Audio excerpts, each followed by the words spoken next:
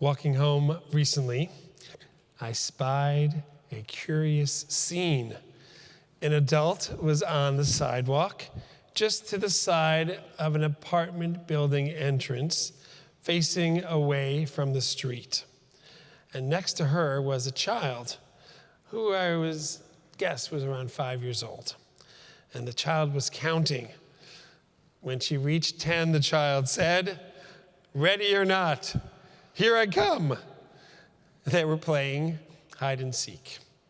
The child was the seeker, and the adult was hiding right in plain sight. It was precious. And the child found the adult right in front of her with tremendous glee. This event reminded me of a section of Riverside Park on the west side here in New York City, corresponding to approximately 83rd Street. This part of Riverside Park features a wide stretch that runs at least a quarter-mile long. A line of thick, soft grass runs in the middle of this area, and it's a good place for walking or running or teaching someone how to ride a bicycle. A person approaching the end of this section near 83rd Street will find a large circular area bordered by flower beds and benches. The pavement at this point transitions to a smooth, cobblestone-like design. And in the center of this plaza, one finds a small circular fence, and inside the fence, a 2-foot by 2-foot stone with this inscription: "This is the site for the American Memorial to the Heroes of the Warsaw Ghetto Battle, April to May 1943, and to the 6 million Jews of Europe martyred in the cause of human liberty." It turns out this plaza is one of the first Holocaust memorials in the United States. The stone plaque, which is known as the Stone, and its surroundings were dedicated on October 19th, 1947 by Mayor William O'Dwyer. A crowd of 15,000 people attended, including 100 survivors of the Buchenwald and Dachau concentration camps.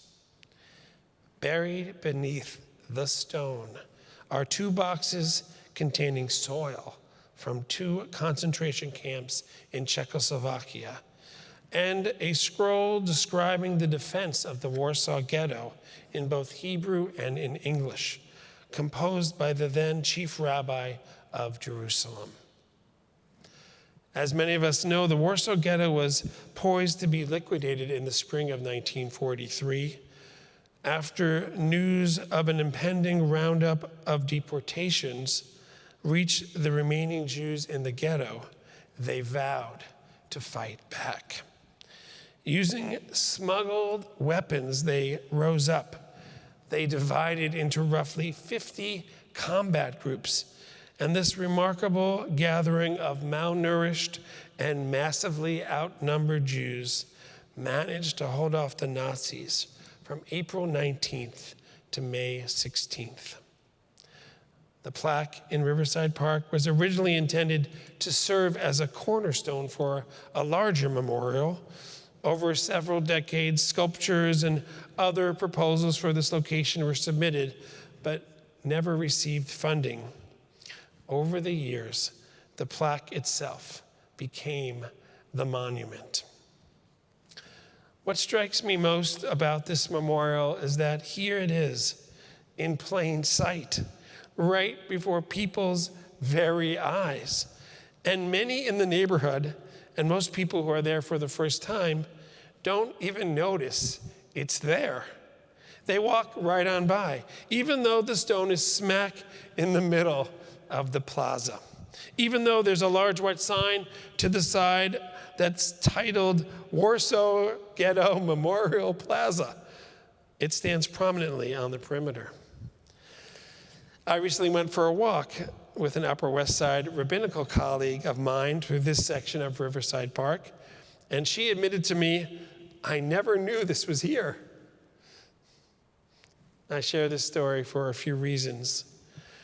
The first is to remember the 6 million Jews and many million more who were murdered during the Holocaust. We say as Jews, we will not forget them, and we take this seriously, especially on a day such as this, a Shavuot festival service with Yizkor remembrance liturgy. You are remembered. And we also remember the heroism of those that chose to fight back in Warsaw against most impossible odds and most terrible circumstances. They held back the Nazis for almost a month, exactly 80 years ago. And the second reason I share this story also has to do with this special Yizkor remembrance liturgy.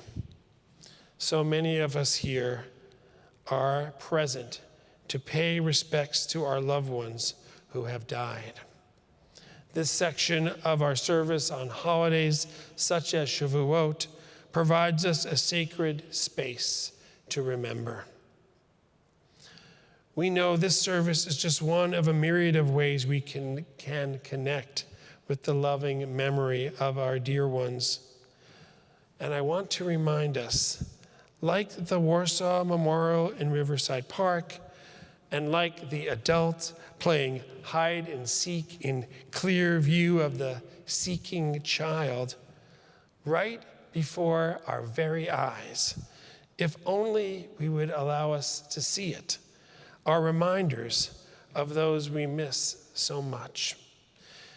And we can harness these reminders, these signs, and they can help us connect to, honor those, and be re-inspired by those who have departed.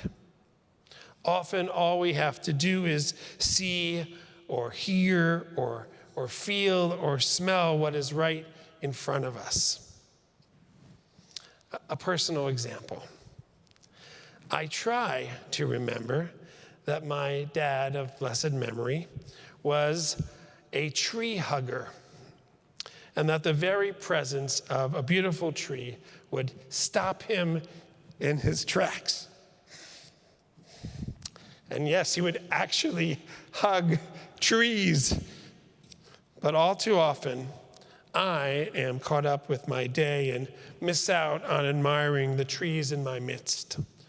When I do open up my mind and eyes and even give a tree a hug, it transforms my day and brings me closer to my dad. What was it that your loved ones adored? Was it a Beatles song? Was it a special dish? Was it kosher? Was it specifically not kosher? It's okay, really, because it was one of your loved one's favorites, and they were one of your favorites. Did they cheer for the Mets or the Yankees or bleed Michigan blue? Did they love a good snowfall or the sound of rain?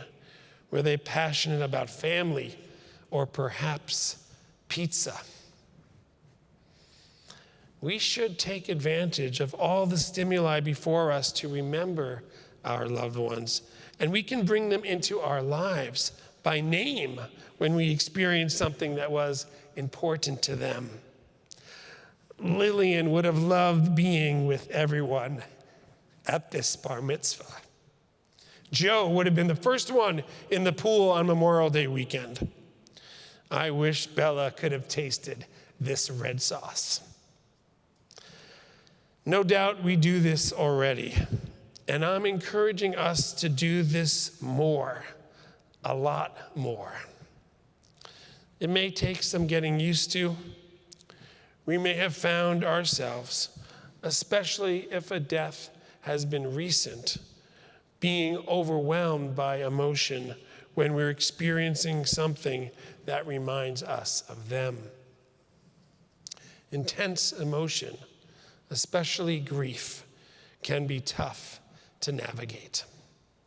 Each of us must chart our own course in regard to how we connect with what we're experiencing and those we love who are no longer alive. What I am sure of is this: right before our very eyes, every single day, there will be the opportunity to be reminded of people we love so much, people who took care of us and people we took care of. They inspired us. They helped us. They challenged us. They laughed and they cried with us. They drove us absolutely crazy and also helped us make us who we are. We should strive to use these reminders to honor their lives and connect our memories of them, these loved ones of ours who are no longer alive. We called them grandma, grandpa, mom and dad. We called them husband and wife, son and daughter. We called them brother, sister, uncle, aunt, cousin, and friend. We called them by their actual names, and we called them by the terms of endearment that made them and us smile.